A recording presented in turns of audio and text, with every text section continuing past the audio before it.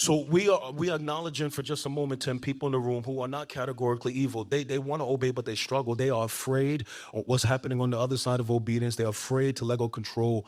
And I just want to say to you who really has a desire, but you struggle, listen, you have to trust God even when you can't trace him.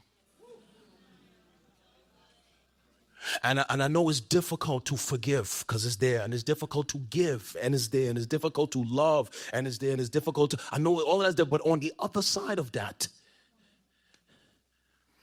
is God's goodness, his mercy, his healing power. Some of you waiting to be healed, but God is waiting for you to obey. Oh, Jesus, help us. Dang, I got to address this. There are people in this room who have been abused by someone and abandoned by someone, and you're waiting for that person to come back and give you an apology. You think you're punishing them by not letting them go. They're not coming back, some of them. Some of you are holding on to people who are buried in a box somewhere, and you don't understand forgiveness is not only for the perpetrator. It's not saying that, they don't deserve it, but it's for your own peace. Some of you, you're waiting to be healed, but your healing will come on the other side of obedience. Maybe there's somebody in the room tonight, you will let somebody go tonight. You will leave them right here on the altar. You will leave them right there in chair. You will say to that abuser, I will not carry you out of this room.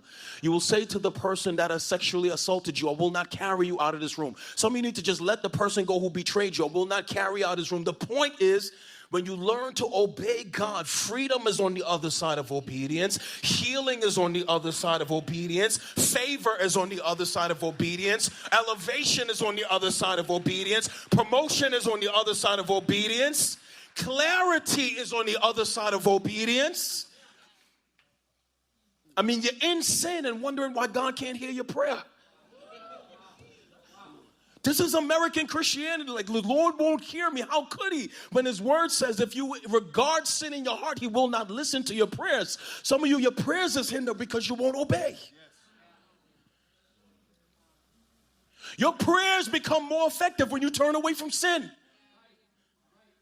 And what's on the other side of obedience is a better life. I know you're afraid, but just obey and test his word. You've tested his word with disobedience. Why don't you test his word with obedience?